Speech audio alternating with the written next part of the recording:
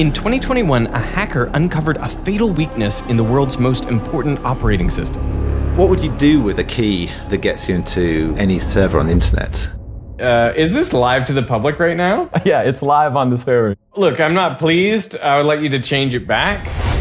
At the time, just about everyone believed that hacking the system was impossible, but they were wrong. Well, I can tell you how many systems would have been compromised, which would have been millions. Actually, I'm still surprised the mainstream news outlets haven't really covered this very much. How close did we come? We were weeks away from millions of internet servers being accessible to whoever crafted the backdoor. Anything from spying to ransom to taking down entire countries, you could have done it with this backdoor. This hacker had realized the entire operating system rested on a single part, maintained by a single person, and that by compromising that one part, they could infect almost any server on the internet. So, how could we ever let ourselves get this vulnerable? Well, the story begins with a jammed printer.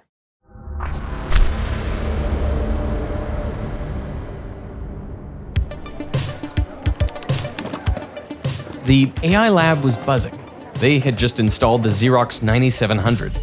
It was one of the first ever commercial laser printers. It was a pretty big deal. The only problem was it kept jamming. You'd wait an hour figuring, I know it's going to be jammed, I'll wait an hour and go collect my printout. And then you'd see that it had been jammed the whole time. Frustration of the wazoo. Richard Stallman, a researcher at the lab, thought that he had a solution. Years earlier, he had solved a similar problem by coding a simple program that sent an alert whenever there was a jam. Now, it didn't fix the problem mechanically, but it did make sure that a jam wouldn't go unnoticed. He thought he could do a similar thing now. The only problem was that Xerox hadn't provided them the source code for the printer, and without it, Stallman couldn't write his code. So he tracked down the original developer. And I said, hi, I'm from MIT, could I have a copy of the printer source code? And he said, no, I promised not to give you a copy. I was stunned. I was angry. All I could think of was to turn around on my heel and walk out of his room. Maybe I slammed the door. And I thought about it later on, because I realized that I was seeing not just an isolated jerk, but a social phenomenon that was important and affected a lot of people. This social phenomenon had slowly invaded the world of computer research. In the late 60s, engineers at AT&T's Bell Labs invented an operating system called Unix, which they shared widely across universities and research labs. This was a time of freedom. But by the 80s, AT&T started going after Unix clone developers for copyright infringement. Later, they even sued the University of California at Berkeley. The tech landscape had shifted. They wanted to close off software development. Companies were now making their employees sign non-disclosure agreements, prohibiting them from ever sharing their code with other programmers. See, this was my first encounter with a non-disclosure agreement, and I was the victim. And the lesson it taught me was that non-disclosure agreements have victims. They're not innocent. They're not harmless. Stallman wondered, maybe he could adapt to this new world. But I realized that way I could have fun coding and I could make money. But at the end, I have to look back at my career and say, I have spent my life building walls to divide people. And I would have been ashamed of my life. So Stallman chose a different path. He quit his job at MIT and in 1985 established the Free Software Foundation. And it worked to promote 4 basic freedoms. You should be free to run software for any purpose, free to study it, free to change it, and free to share it. Now, to ensure those freedoms, he created a legal license that developers could attach to their code, called the General Public License. And to stick it to AT&T, he started work on a project based on Unix, but built from the ground up, so AT&T couldn't sue. He called the project GNU, a recursive acronym for GNU is not Unix. Now, to replicate a Unix system, the GNU project had to recreate 3 layers of functionality. They needed the utilities, which were the everyday tools and commands, the shell, which is the terminal that people use to interact with the machine, and finally, the kernel, which is the core that talks to the hardware and manages memory. Now, over the next 7 years, the GNU project made much of that from scratch. They created the GCC code compiler, the Bash shell, and a host of other core utilities. But they were always missing one key component: the kernel. That changed in the fall of 1991 when Stallman visited the University of Helsinki to give a talk promoting the project. In the audience was a young computer science student who just happened to be building his own kernel from scratch. His version wasn't free, but after hearing Stallman speak, the student changed his mind and adopted the general public license. At first, he wanted to call it Free Unix, or Freaks, but his friend thought that sounded terrible, so he renamed it after the student himself, Linus Torvalds. Linus, Unix, well, that's how we got Linux. That kernel, combined with the other components from the GNU project, became a full operating system. Now, technically, Linux only refers to that kernel, but a lot of people use it to refer to the whole operating system. So GNU and Linux and whatever else. Because the code was open and free, and the projects built on it were too, a new model of software development took hold. Anyone could inspect the code, improve it, fix flaws, and generally just push development forward for everyone. So software split into two competing ideologies: proprietary closed source systems controlled by companies, and open source projects where the code was free. Is free in two ways. It's free as in you don't have to pay for it, but it's all free to change it in any way you want, and that seems to be the much more important aspect. People are happy to pay for technology, but so often do they run into some roadblocks where you have to file a support ticket with some large company, they may or may not get the help they need, and engineers are just itching to just fix it themselves. Developers could take that basic code, which was freely available, and then add on their own features relevant to their specific device. They didn't have to reinvent the wheel every time. So that's why Linux spread into all sorts of different applications. Hello, I'm a Mac. And I'm a PC. No one else. No one. Hi, I'm Linux. There are an estimated 30 million Linux users out there. How long have you been standing there? Long time. And it's not even just limited to computers. Your electronic vacuum is definitely Linux. Your camera is definitely Linux. Most TVs, most electronics are Linux. Linux even runs some of the most sensitive machines on the planet. You can assume that Linux is pretty much used in anything of high security need, not necessarily because Microsoft, for instance, couldn't build something equally secure, but because usually there's secrecy involved in building, let's say, a new weapon system, and you don't necessarily want to have to work with some tech company. You don't want to involve more people than absolutely necessary. Of the top 500 supercomputers in the world, every single one runs Linux. It's used in the Pentagon and on US nuclear submarines. Every bank you can think of, really, manufacturers, hospitals, governments, defense organizations and things like that. They're all running Linux servers. Today, Linux is everywhere. Most people are familiar with Windows and Mac OS, but they are not the most popular operating systems in the world. No, they are dwarfed by systems running a Linux kernel. Android, with over 3 billion devices, is built on Linux. And it also powers the majority of internet servers in the world. There is no one company that could have imagined all the different cases where computers are used these days. And Linux, thanks to its adaptability, where everyone can just tweak it in little ways to make it fit their use case, now covers all the use cases. But all of this, it all relies on one key assumption: that the code is secure. Now, there's a good reason to feel this way.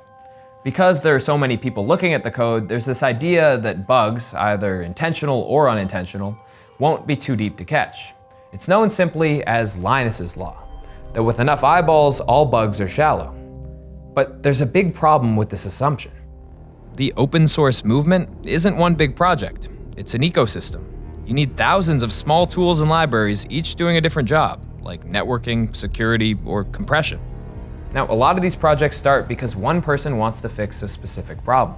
So they build it themselves. They're often unpaid, coding on nights and weekends just to make the tool work. If it's useful, one open source project adopts it, then another. And suddenly you have millions of machines all relying on one person's passion project. That's how the entire ecosystem can end up quietly resting on a project maintained by a single volunteer. There's a famous XKCD comic that captures this idea perfectly. But what happens when that block is compromised?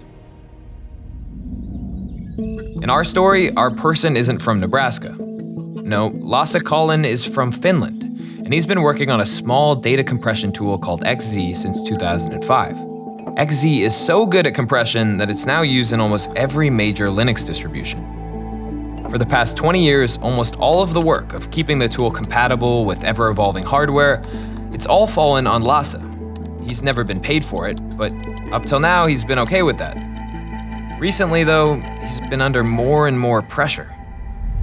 Over 1 month and no closer to being merged, not a surprise.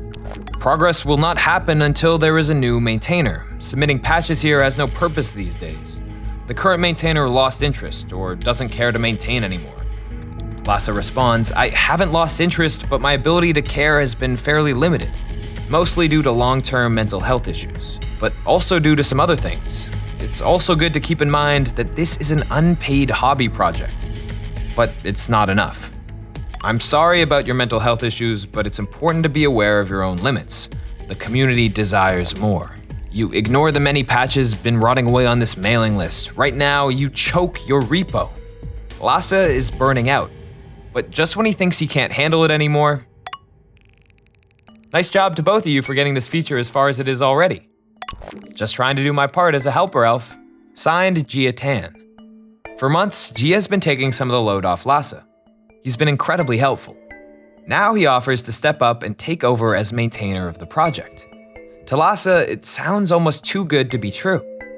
As I've hinted in earlier emails, Gia Tan may have a bigger role in the project in the future. Finally, Lasse can step back and breathe after 20 years of hard work. But Gia is not who he appears to be. And he's identified Lasse Collin's XZ project as a weak link in the Linux ecosystem, one that could give him access to almost every computer on the internet.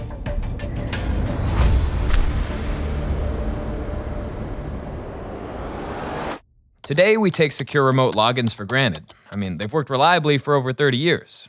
But it all started in 1995 at the Helsinki University of Technology, when a hacker captured thousands of usernames and passwords sent over the campus network in a sniffing attack.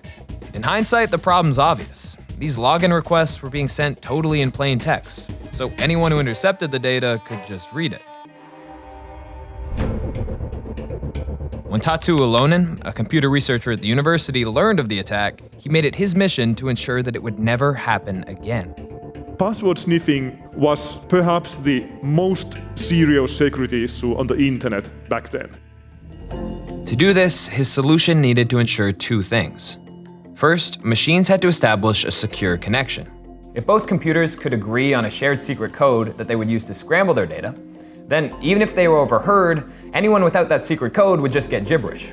Now, you could agree on that shared secret ahead of time, in person, but on the internet, that's rarely practical. No, you have to agree on that shared secret ahead of time without ever having met, and also with someone listening in the entire time. It sounds really tricky, but there is a way to do it, and I can show you how using this jar of paint. Say I'm trying to send a message to Gregor over there. The first step is we agree on a shared public color. Let's pick this red. This is no secret, anyone can see this. Now we each pick our own private color. I'm gonna pick yellow, and he can pick whatever he wants. So we take our private color, and then I'm gonna mix that with the public color.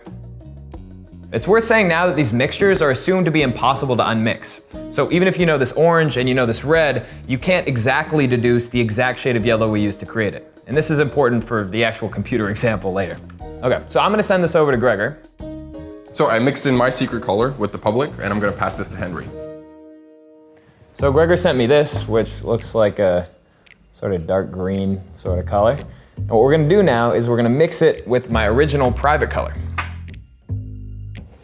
Okay, now that I have Henry's secret color mixed in with the public, I'm gonna add some of my own. So we end up with this sort of distinct olive color. There's my yellow in there, I can see, and whatever Gregor had on his side. And the thing is, because each set of paints went through the same process, they both end up with this same olive green, even though we never shared our secret colors. So we end up with this shared secret color at the end that no one else can get. And that means that we can use it as our secret code when sending information. Now, in the real exchange, we use big public numbers instead of colors, but the idea is the exact same.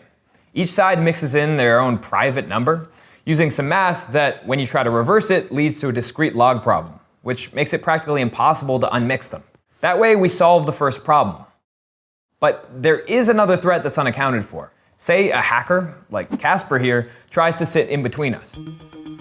Now, we can create a legitimate connection, so we end up with a shared secret code. And Casper can do the exact same thing with Gregor.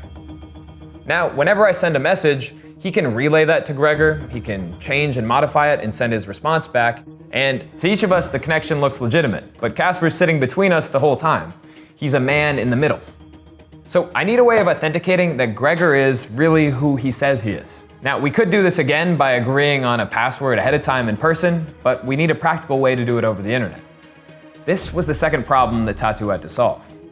To make that happen, Gregor can take two really big prime numbers, which he keeps secret. He then multiplies them together to get an even bigger number, which he then makes public. Now, when I want to send Gregor a message, I just take that big public number, and I scramble it in a way that only Gregor, who knows the two prime factors that make up that big public number, can successfully unscramble. For anyone else, getting those two prime factors is practically impossible. So as long as I know that that big public number actually belongs to Gregor, I know that anything encrypted to that key can only be read by him. This is called RSA encryption, and it means that if I know the certificate is valid, then I accept the connection. And by authenticating Gregor, it foils our man in the middle, Casper Devious. Alright. Tatu Ulonen combined these two steps, securing the channel and authenticating the user, into a protocol for remote logins between machines. It gave you the same simple text shell people were used to, a plain terminal where you type commands, but now the connection was encrypted. He called it Secure Shell, or SSH, and it was immediately useful. Many Linux machines don't even have keyboards or monitors, especially not servers, so you want to be able to log in and control them remotely. So SSH was soon adopted on almost every machine that ran Linux. And as Linux spread, so too did SSH. Today, when you control a machine remotely, there's a good chance you're using SSH. SSH is literally the maintenance backbone of the entire internet. And the most widely used open source SSH implementation is called OpenSSH. And because it's so popular, it's heavily protected.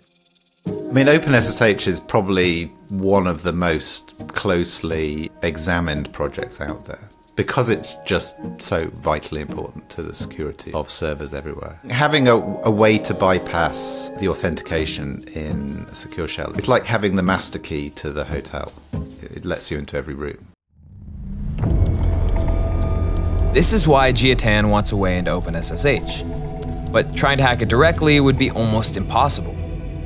Lucky for Jia, the open source model doesn't just mean that operating systems are stitched together from many programs, but that each of those programs is itself stitched together from other programs. Those are called dependencies. OpenSSH is one of the most scrutinized software packages, but that doesn't extend to all of its dependencies. Jia believes that if he can compromise the dependency of OpenSSH, he can sneak an exploit into the main project. And it just so happens that Lasse Collins' compression tool XZ is linked through a chain of these dependencies.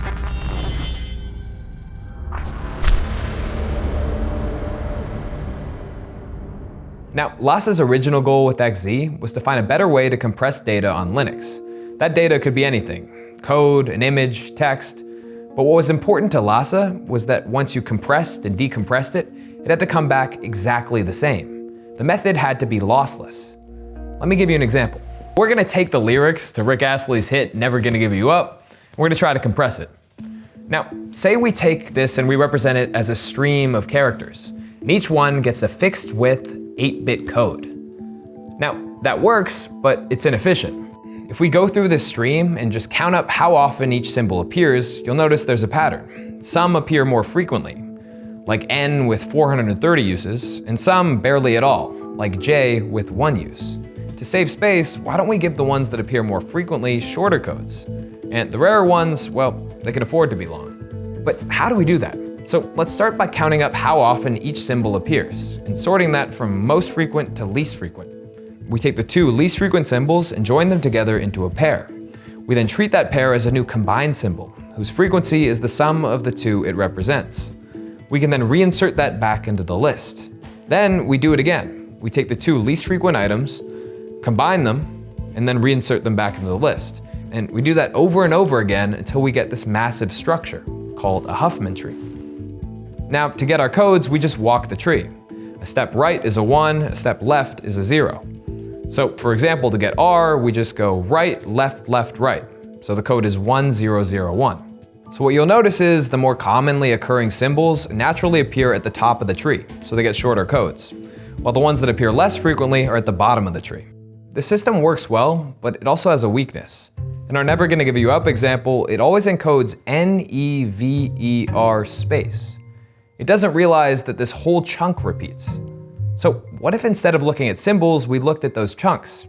Now, they don't have to be words, they can be parts of words or even longer, they just have to be patterns that repeat. So let's scan through the text, but keep a rolling dictionary of what we've just seen. Then as we move forward, we can check whether the next chunk has already appeared. And if it has, we don't need to write that chunk again. We just write a code with 2 numbers, how far back to look and how many characters to copy. Now, when we decompress, we can just read along, and whenever we hit one of these codes, we jump back, copy the matching chunk, and paste it into place. 2 scientists, Lempel and Ziv, published this algorithm in 1977. So it became known as LZ77. But some of these symbols and pointers show up more often than others. They actually have their own frequencies. So we can feed that whole stream into another Huffman tree to get a second layer of compression. And in our demo, it actually gets the file down 85% smaller than the original. This might look new, but you've almost certainly used it yourself. It's called Deflate, but it's better known for the files it creates, .zip. If you ever clicked close on this before, you've definitely used it. But Huffman only uses the overall frequency of a chunk repeating.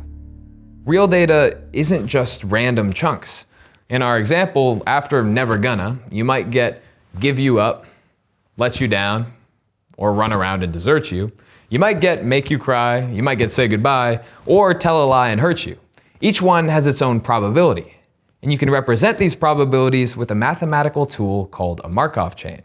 The algorithm can then encode the stream of data so that the more probable next chunks cost few bits and the less probable ones cost more. If you combine that with a much bigger search window, so it can point much further back in memory, then you get the Lempel-Ziv Markov chain algorithm, or LZMA. LZMA was developed by Igor Pavlov around 1998, and it often beats much more familiar methods. In many cases, it can shrink files to about 70% of the size of a typical .zip. Lasse took this elegant compression algorithm and made it work on Linux. And he called it XZ not because it stood for anything, but just because it sounded cool. I'm using XZ quite a lot. I think XZ is a wonderful project. There are lots of different ways of compressing data. Some of them are fast, but they don't compress very well. And some of them are slow, but they get extremely good compression. But across Linux, projects are constantly shipping the same files and updates to millions of machines. So XZ is perfect. You compress something once, then you get a smaller file to download forever. Lasse released XZ in 2009, and over the next decade and a half, it went from a niche tool to the common choice whenever a project needed effective lossless compression. So XZ quietly spread everywhere, eventually becoming a dependency of OpenSSH.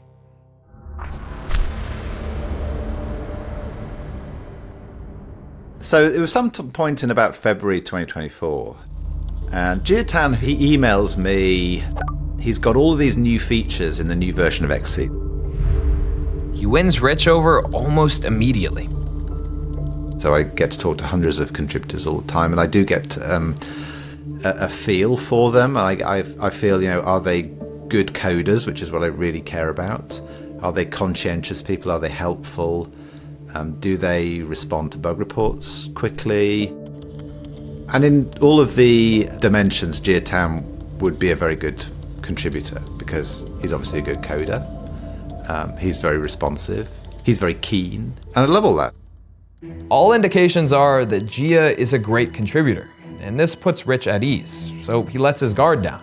And that's often where the problems start on the internet. You can't keep your guard up forever. But lucky for us, with today's sponsor NordVPN, You don't have to. NordVPN's Threat Protection Pro blocks dangerous websites before they load. It stops malicious downloads, and it strips out trackers and intrusive ads automatically. And it works even when you're not connected to the VPN. So a lot of these attacks never get the chance to start in the first place. I use NordVPN whenever I'm traveling or working on public Wi-Fi because it means that I don't have to think about who's running the network. It's just one click, and it's so fast that I often forget that it's on. Not just that, if there's a show that's no longer available in my region, or a sports team that's blacked out, like I'm often watching international football and they don't quite have it where I'm going, well, in that case, I can just switch my server location with one click to unlock the content. Apparently, you can even use it to find better deals on plane tickets by changing your IP address to another country. I haven't tried it yet, but that sounds fascinating. So if you want to try it, you can get the best deal by going to nordvpn.com/Veritasium. When you use that link or this QR code, you'll get a huge discount. Also, you get a 30-day money-back guarantee through Nord. It's a no-brainer. So again, that's nordvpn.com/Veritasium. Or you can click the link in the description below. Thanks so much to Nord, and let's get back to Gia and the prize he's got his eyes on. At this point, we were preparing RHEL 10. See, Red Hat ships two major flavors of Linux: Fedora, which is free and publicly available, and Red Hat Enterprise Linux, or RHEL, which is available through a paid subscription.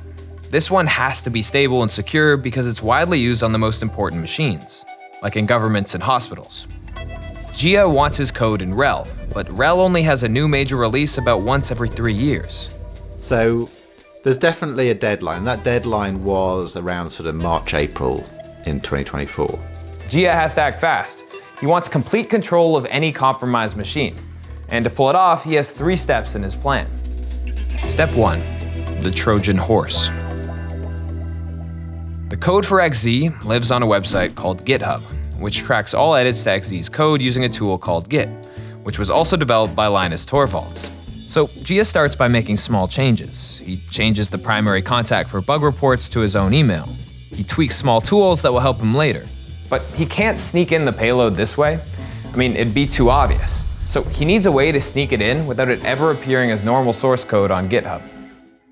So when you're writing compression software, it's very often the case that your software is full of these binary blobs, as we call them, so just lumps of binary, which are used to test the compression or the decompression is still working. Nobody reads these test blobs. They're included without ever appearing in the human-readable source code. They're assumed to be garbage data. But for Gia, this is the perfect place to hide his payload, inside something that at first glance looks harmless. But in reality, it's a Trojan horse. But with the Trojan horse inside of XZ, it's still just a lump of data in a binary blob. He has to unpack it. So in the code that builds the project, he slips in a small, easy-to-miss change. It hides among all the automatically generated code and quietly unpacks his payload, inserting it into the XZ library. But now that it's inside of XZ, it still has to pick the right time to act. On to step 2, Goldilocks. Gia's end goal is to compromise a very specific part of the SSH connection process, the RSA authentication step. He realizes that if he can slip a small malicious component in there, let's call it the payload, then every time SSH checks for a key, his code will run first. It will quietly look for a special master key that only he knows, and if it sees that key, it'll let him straight in. If it doesn't, it'll call the real code and no one's the wiser. So he will have his backdoor entrance to open SSH. But he can't just go in and rewrite RSA decrypt, the function that verifies the client's identity during the login. It's not that easy. See, when you build an application, you could take all the code you need from different libraries and bundle it into your application. But there's a big drawback to this approach. If 10 different applications on a system all bundle the same library, you end up with 10 separate copies on your machine. So it's redundant. That's why modern systems mostly use shared libraries. When an application starts, the linker fills in a table of addresses. These addresses point to the functions and variables it needs from the libraries it links to. That table is called the Global Offset Table, or GOT. Now when it wants to use something from a shared library, it just checks the GOT and jumps to the right spot in memory. RSA decrypt doesn't belong to OpenSSH at all. It comes from a shared crypto library. So to hijack authentication, Jia can overwrite the GOT entry that tells SSH where it is. And to do that, he can use a little-known tool called an iFunk resolver. The iFunk is used where, let's say you want to optimize your code to run on Intel hardware and AMD hardware. Now, you could write the software just for Intel, and it would run very fast on Intel, and it probably would run very badly on AMD hardware. Instead, you keep multiple versions of the same function, and the iFunk resolver picks the right one for the hardware you're on. At first glance, that sounds like a way for Jia to trick the system into thinking it's running hardware that needs its own compromised version of RSA Decrypt. But there is a catch. A library can only define iFunk resolvers for its own functions. And since RSA Decrypt doesn't belong to XZ, it can't use an iFunk resolver to override it. But iFunk can still help him. So it will, very, very early on in the running of the program, it will do this sort of determination of what hardware is available. And crucially, it does let you run your own code in the library very early on. Now, at this early stage, from within an iFunk resolver, Jia could try to directly rewrite the GOT entry for RSA Decrypt. But at this point, the system is still filling in the GOT, so even if Jia changes the RSA Decrypt slot, the loader will come along later and write the real address back in, wiping out his change. And there's a limit on the other side as well. To make this sort of hijacking harder, once every entry is filled on the GOT, the system marks the table read-only. That means that if Jia waits too long, the RSA Decrypt entry is frozen. So he has to slip it in at a very precise moment, after the RSA Decrypt entry is filled in legitimately, but before the table gets marked read-only. And that tiny window is the Goldilocks zone. And to hit it, he's going to need another tool. So linking shared libraries in the GOT often leads to bugs. So Linux has a special debugging feature that tracks what the system's doing. It lets you run code whenever the linker writes a symbol's address into the GOT. It's called a dynamic audit hook, and normally you'd use it to profile performance. But crucially for Jia, there are no real guardrails. The hook can run any code he wants. And this is where iFunk finally pays off. Jia uses an iFunk resolver to set the audit hook early. Then, when the linker writes in the real RSA Decrypt address, the hook fires and swaps in his payload. Right in the middle of the Goldilocks zone. There is one final complication though. Audit hooks are normally configured by the system, not by libraries like XZ. So when Jia is first looking for the audit hook variable that he's supposed to rewrite, it's actually hidden from him. So he first has to find it. Within the iFunk, he scans a small region of binary code, hunting for signs of the hook. But it's just raw bytes, so he writes a tiny decoder to turn them back into instructions that he can read. Now Jia can find where the hook lives in memory and finally plant his code. Then when RSA Decrypt gets called legitimately, it triggers the payload and he's in. But now that he's in, what does he do? And how does he get out of there cleanly? Step 3, the cat burglar. With Jia's exploit in place, SSH isn't just checking for a legitimate login anymore. It's also listening for a hidden master key. And Jia's careful. He doesn't want anyone else stumbling onto the back door, so that master key isn't just a simple password. It's actually a mini cryptographic exchange of its own. First, the backdoor code checks for a shared secret, then second, it authenticates the user. And only if both checks pass does the payload run. In effect, it's like the backdoor is running a miniature version of the encryption from SSH inside of SSH. But in SSH, it uses that encryption to keep the attackers out. In this case, the backdoor is using that encryption to make sure that it's only the attackers that can get in. But he's still careful. One of the main ways defenders catch intrusions is through SSH logging. So to cover his tracks, he wipes evidence of the backdoor ever firing. And this is on top of the numerous safety checks he's inserted throughout the process to make sure the system supports the backdoor and doesn't crash and draw attention. And this is the genius of Jia's trap. It's cautious and meticulous, designed to slip through only where it will run invisibly. With all 3 of these steps complete, he can finally control the machine undetected. All he needs to do now is get his updated XZ implemented in the next release. But just as Jia is completing his backdoor, an open source developer requests to remove the dependency that links XZ to OpenSSH. This would spell disaster for Jia Tan. He becomes frantic, pushing harder and harder to get his compromised XZ into major Linux releases. He gets it into an early experimental build of Debian. He files a request to have it added to Ubuntu. He's trying to land the backdoor everywhere he can before anyone realizes what's going on. And it's then that Rich gets his first message from Gia. Over the next few weeks, he gets more and more insistent, urging Rich to add the updated XZ into the next release of Fedora. I'm always very keen to talk to keen upstream contributors who are really excited about new things in their software, who are really willing to help us get stuff into Fedora. So, that's great. Love it. That's kind of makes my day. It's my happy place. Eventually, Gia gets what he wants. Rich adds the updated XZ to a pre-release version of Fedora. Gia has succeeded. Except there's a bug. In low-level code like the backdoor, things you normally take for granted, like memory management, are not done automatically. If a function grabs a bit of memory, it also has to give that memory back when it's done. And if it doesn't, then every time the function runs, it grabs more and more memory and then never releases it. Over time, the program just keeps growing. That's called a memory leak. And to catch problems like this, developers use a tool called Valgrind. It runs the program more slowly, but watches every memory operation for anything suspicious. And Valgrind is raising hell on Gia's code. We put XZ, this version 5.6.0, into Fedora 40. We get a bug report initially. And the backdoor in XZ specifically is generating invalid writes errors. Well, the logic was written by hand, bypassing the compiler's safety checks, and so they accidentally wrote outside the memory stack. Now, lucky for Gia, all this isn't immediately obvious. Rich still hasn't noticed what's happening. New software has bugs, right? It's the state of nature of software. Software is absolutely full of bugs all the time. Now, the real problem is inside the malicious code in the test file. But Gia can't just go and fix that. That would completely expose the backdoor. So he invents a cover story. He claims that the random data he used to generate the original test files, well, it's not reproducible, so he's replacing it. And in this updated code, he fixes the memory error. It's a very convincing and plausible explanation for why this test blob has to be updated. But of course, it's not the real reason. All right, so now the real fix is in, but if the bug just magically went away, it would look a bit suspicious.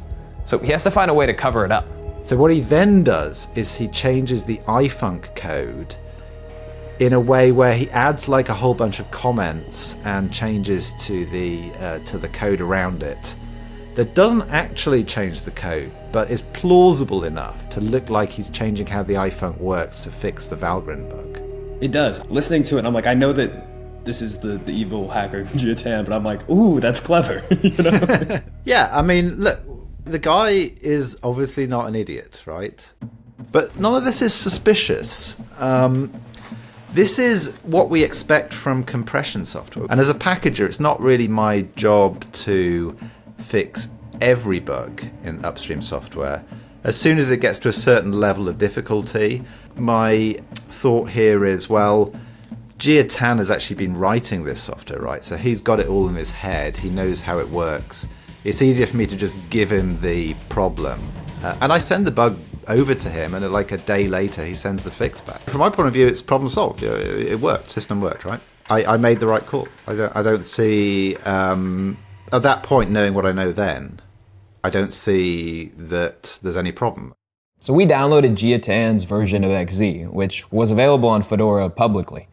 But we made a slight modification. Instead of using Gia's secret code, we're using our own. And that means that we can take advantage of Gia's backdoor. In this case, we're targeting the Veritasium.com website. And once we get control of it, I got a little trick in store for Derek. Now, to make sure I don't mess with any real traffic too bad and lose my job, we actually cloned the Veritasium website and put it on a very similar URL. But it will work the same. Of course, Derek doesn't know that I've covered my bases. Oh no. Man, when you guys do these things, I start to get more and more scared now. I want it to work for the video, but I also don't want it to work because I don't want to screw stuff up. So, yep. It's the risk you take, I guess, letting us run rampant. It is a concern. I'm gonna execute a script here, which is gonna opening up a port on the Veritasium server. And then on this side, I'm gonna execute a little script. Uh-oh. Henrytasium. Who is this goof? On the main photo, you spent time getting all suited up there. Of course. Looking sharp, sir. Thank you. Videos Derek would never approve of. Uh-oh. The concept was, over the years that we've worked together, you've said no to a bunch of my ideas. And I figure now with control of the website, it's about time the world saw it. Surviving 7 days living underwater. How do saturation divers live at minus 1,000 feet? I mean, you wouldn't be outside, right? So I don't know why you need goggles there and like a respirator, but you're not underwater. Why it's almost impossible to shoot 4,000 meters. It's a sniper video. Yeah. The CIA lied, exposing how the CIA lied about torture. I feel like that still goes into tough territory for us. How xenon gas replaced oxygen. I attempted to climb Mount Everest on xenon gas. That sounds like a terrible idea. This is what this whole video is about. This whole video is just about trying to get me to greenlight your projects. You know, if people like these video ideas, they can feel free to let us know in the comments. We can actually make them. The top uploaded comment one, I will greenlight happily. Let's go. Is this live to the public right now? It is live. Yeah, it's live on the server, yeah. If anyone's on the website right now, that would be very strange for them. Look, I'm not pleased. I would like you to change it back. It doesn't seem like this should be possible on a Linux server. So the big question is, how did you do it? The address is the server. The seed is our code to get in. And then the command is what we're doing to essentially open up, in this case, NC, which is like opening up a port on the machine that we can then access from this second terminal. Then what we're doing is, on this side, we're running a script that's connecting to that port that's just been opened up, copying our files, and then by the end, we're gonna have root access on the server. That means that it thinks that we own the thing. That's so crazy. This is a very scary hack. I do not like it. Another thing is that this is a very obvious way of demonstrating this attack. Like, I've changed everything on the website. You immediately know that I've gone in and hacked the server. If we were doing this for real, we would do it a lot sneakier. I mean, as you say, right, the thing to do would not be to totally rework someone's website so everyone notices, but to change it subtly so nobody notices, so you can skim data or, yeah, like get credit card details or take payments to a different location and stuff like that. So you can copy anything you want, you can change anything you want, you can delete anything you want. So if there's any interesting documents or crypto tokens, any files you're interested in, those are yours now. If there's secret communications going across these, and let's keep in mind all of our communication networks are also built around Linux, those communication streams are yours now. If you wanted to encrypt something and ask for ransom, that's possible now. The possibilities really are endless. After 2.5 years of hard work, slowly infiltrating the XZ project and weaving in this ingenious backdoor, G has done it. He now has free reign on any machine that installs the new Fedora pre-release. And he also gets the same access on Debian testing and Ubuntu's pre-release environments. And with RHEL 10 coming up, his code could infect some of the most important computers in the world.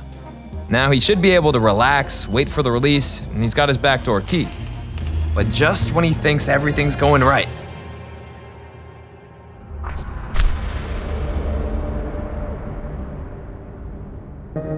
Andres Freund is a German programmer. He's not a security researcher, he's not a hacker. He's just an employee at Microsoft, working on an open source project called Postgres. One day in March 2024, he tries out the unstable release of Debian to make sure that Postgres will run smoothly. But while checking the server connection times, he notices something odd. A slowdown. It's not much, in the worst case it's only half a second, but it's enough to make Andres suspicious.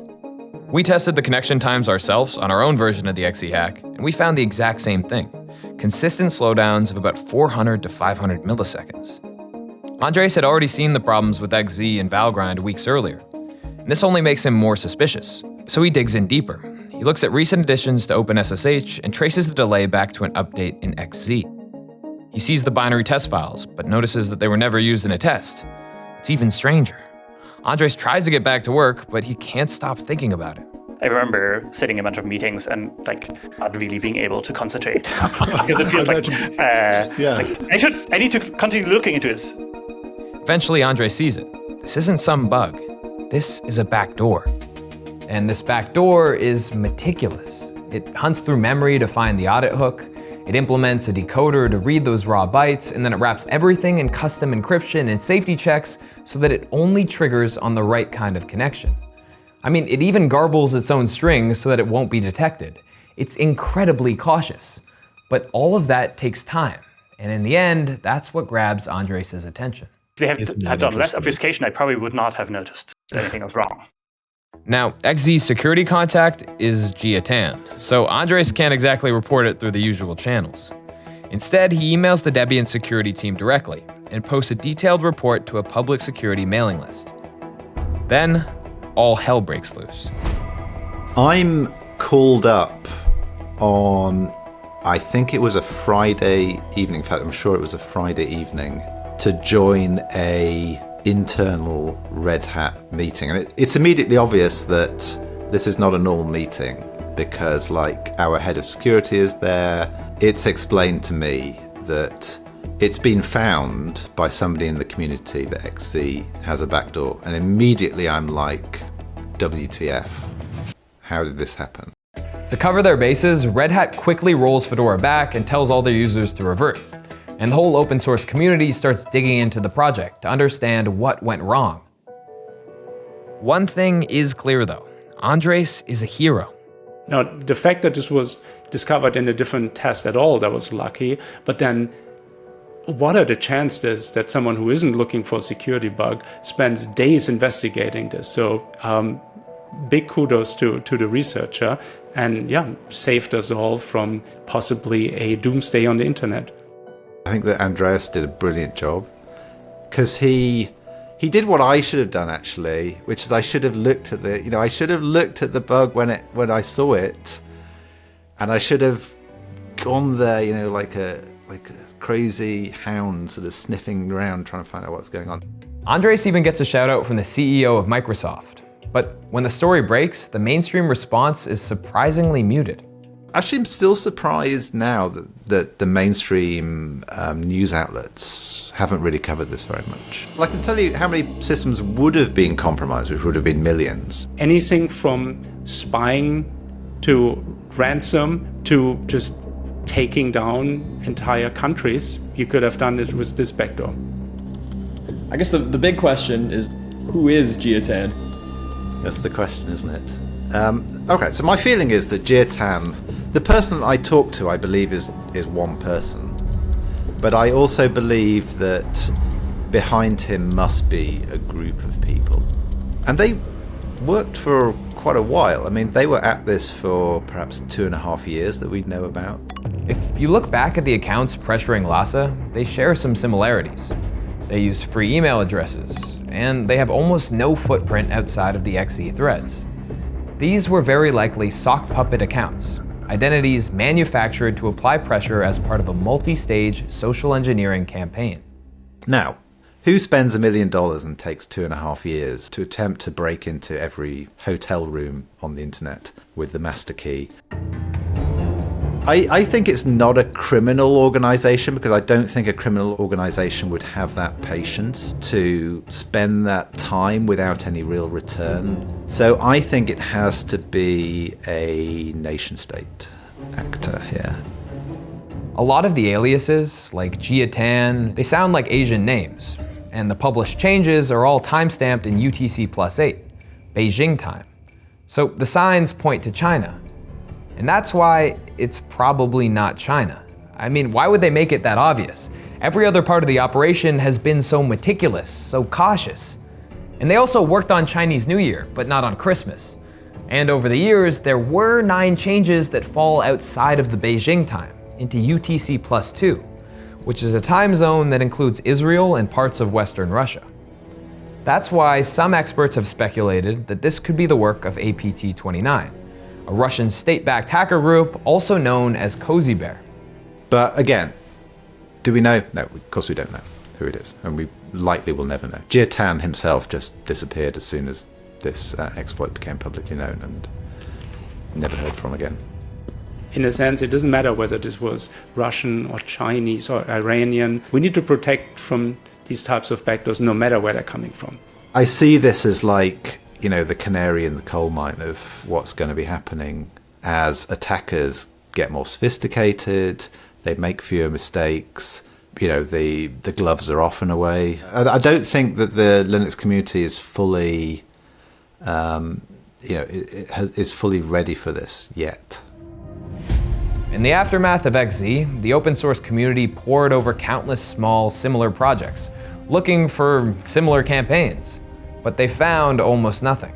I'm worried that we didn't find other backdoors. The incentives are just too clear.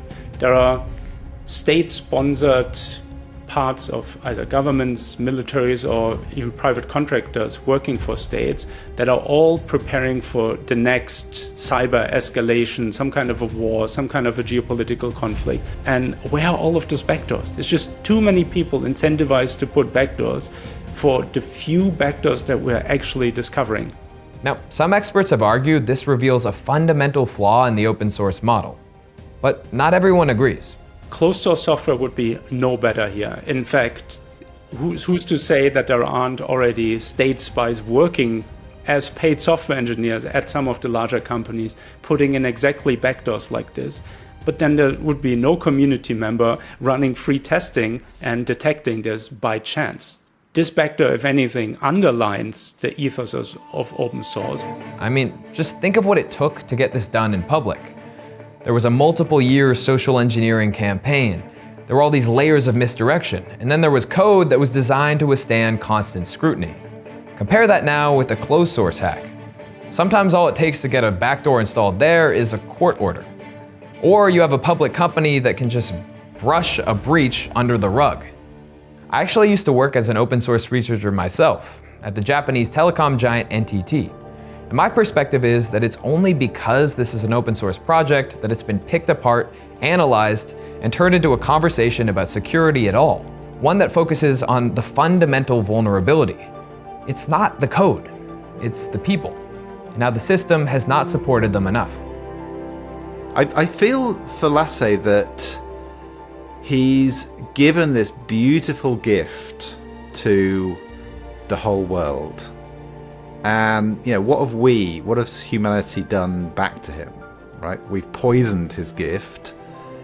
And then I think implicitly a little bit, not everyone's saying this, but implicitly we're blaming him for not being there to maintain this stuff for free forever. But why are we demanding that Lasse do anything when he's not being paid for this stuff? And that's, in my opinion, quite unfair. On this Saturday evening, we were working together on a workaround for this bug in RHEL 9 that he's added to XZ, and he absolutely could have told us to get lost and didn't. And what a brilliant guy.